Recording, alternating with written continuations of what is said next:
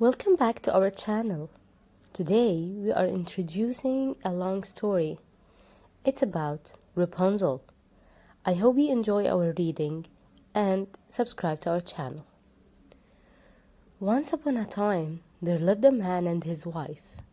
They had everything that they wanted in the world, except for one thing. For many years, they had longed to have a child whom they could love, yet no baby was born to them. At the back of their house was a window which looked out for a beautiful garden, full of lovely flowers and vegetables. The garden was surrounded by a high wall. No one ever tried to climb that wall, for the garden belonged to a witch.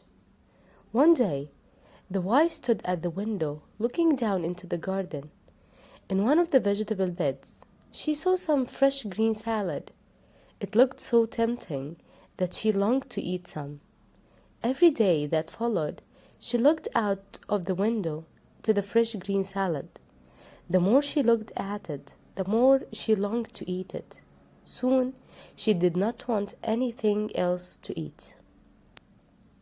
She grew pale and thin because she knew she could not have the salad. Her husband grew worried when he saw how thin she had become. "What's the matter with you, dear wife?" he asked. His wife pointed to the fresh green salad in the witch's garden. "Oh, if I can't eat some of that salad, I shall surely die." "Rather than let you die," replied the man, "I shall climb into the witch's garden and bring you some salad." The man waited until twilight, then climbed over the high wall into the witch's garden. There he quickly gathered a handful of salad and scrambled back over the wall. His wife sat down at once and ate the salad. It tasted even better than she had imagined. It tasted so good that the next day she longed for more salad. So, once more, her husband felt that he must climb over the wall to fetch it for her. Until twilight again, the man clambered up the wall and lowered himself into the garden. As his feet touched the ground, he nearly fell down with fright, for there stood the witch in front of him. "How dare you come into my garden?" she shouted angrily. "And how dare you steal my salad?" "It was for my wife," replied the poor man. "She longed so much for the salad that if she could not have it, she surely would have pinned away and died." When the witch heard the man's tale, she lost her anger and took pity on him. "If what you say is true," she said, "I will let you take as much salad as you wish. If you promise me one thing, when your wife has a child, you must give it to me. I shall treat it well and look after it like a mother." The poor man was so frightened that he agreed. Then he quickly gathered an armful of salad and ran back to his wife. Some time later, a beautiful baby girl was born to the man and his wife. That very same day, the witch appeared. She reminded the man of his promise and took the child away with her. The witch named the baby Rapunzel. As the child grew, she became the most beautiful girl in the whole world. When Rapunzel was 12 years old, the witch shut her up in a tower in the forest. This tower had neither a door nor a staircase, but right at the top there was one small window.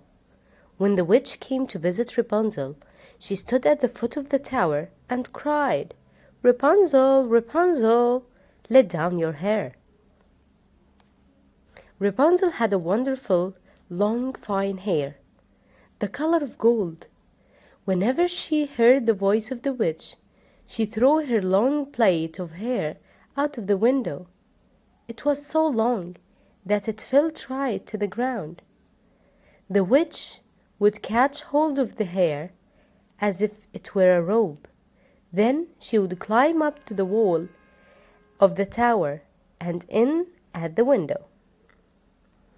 When Rapunzel had been in the tower a few years, It happened that a prince rode through the forest. As he passed by the tower, he heard the sound of someone singing. The singing was so lovely that the prince stopped to listen. The song came from the top of the tower. It was Rapunzel, singing to herself. The prince wanted to go into the tower to find the singer. He looked for a door, but he could not find one. So he rode sadly home. Yet the prince could not forget the sweet song, and he longed to see the singer. One day, when the prince was standing behind the tree, the witch came to the tower. He heard her say, "Rapunzel, Rapunzel, let down your hair."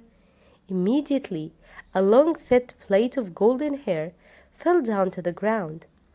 The prince watched, amazed, as the witch climbed up the tower and in at the window. The next day at twilight, the prince stood by the foot of the tower and cried, "Rapunzel, Rapunzel, let down your hair." Immediately, the plait of the hair came tumbling down, and the prince climbed up. Rapunzel was surprised and rather afraid when she found out that a man had climbed up to her room in the tower. As for the prince, when he saw the beauty of Rapunzel, he was overjoyed. He talked kindly to her, and she soon lost her fear. He told her how, for many months, he had stood outside the tower for every day. So, for many months, the prince visited Rapunzel every evening, and they grew to love each other. After a while, the prince asked her to marry him, and they talked how Rapunzel could get out of the tower. At last, Rapunzel thought of a plan. "Every evening when you come to see me," she said to the prince, "bring a skein of silk. I shall weave the silk into the ladder. When it's long enough to reach the ground, I shall come down. Then you can carry me away on your horse." They agreed on this plan. Every night the prince brought a fresh skein of silk, and every day Rapunzel wove a little more of the ladder. During all this time, the witch knew nothing of the prince's visit to Rapunzel. Then one day, after the witch had climbed up to the tower by the plait of hair, Rapunzel spoke without thinking. "How is it, good mother," she asked, "that you feel so much heavier than the prince?" "Oh, you wicked child," cried the witch, "I thought that I have separated you from all the world, but now I found that you have deceived me." In her anger, the witch seized a pair of scissors and cut off Rapunzel's beautiful hair. She then took the poor girl away to a desert and left her weeping in the desert. That same night, the witch returned to the tower. The prince arrived and cried, "Rapunzel, Rapunzel, let down your hair." The witch fastened Rapunzel's plait to a hook and threw it out of the window. The prince climbed up and found himself face to face, not with his beautiful Rapunzel, but with the angry witch. "Ah," cried the witch, mocking him, "you have come to find your lady love, but she's gone, and you will never see her again." The prince thought that Rapunzel was dead. In his sorrow, he jumped from the high window of the tower and fell to the ground. He was not killed, but his eyes were scratched by the thorns, among which he fell into. For some years, the poor blind prince wandered sadly through the forest. His only food was the roots and berries he found there. He did not care about anything. His only thought was that he had lost his dear Rapunzel. At last, he came to the desert where Rapunzel lived in sorrow. In the distance, he heard her singing, and he knew her voice at once. The blind prince stumbled towards the voice of his love. As soon as she saw him, Rapunzel knew that this poor man in rags was her prince. She ran into his arms. She was so glad to see him, and so sad to find him blind, that her tears fell quickly. Two large teardrops fell upon his eyes. Immediately he could see as well as ever he had done. How happy Rapunzel and the prince were to be together again. It did not matter to them that they were in rags. They forgot the sad years behind them. Hand in hand, they made their way happily through the forest to the prince's kingdom. There they were married and lived happily ever after.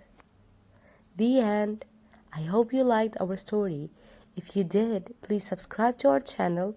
We provide stories in English and Arabic and many entertainment activities for children and toddlers.